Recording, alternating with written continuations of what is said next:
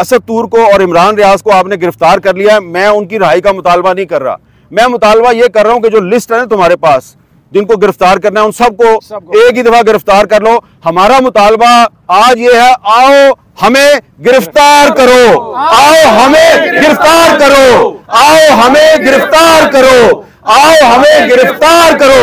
और अरशद शरीफ के कातलों की जो इन्वेस्टिगेशन है उसके लिए सुप्रीम कोर्ट ने एक इनिशिएटिव लिया था, वो मामला अभी दरमियान में है। तो बेहतर यह होगा कि Supreme Court of Pakistan Arshad Sharif के कातलों को खुद ही बेनकाब करे और सजा दे दे।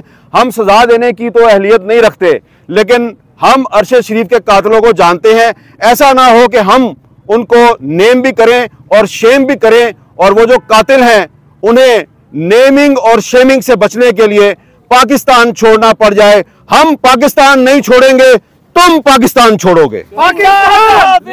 पाकिस्तान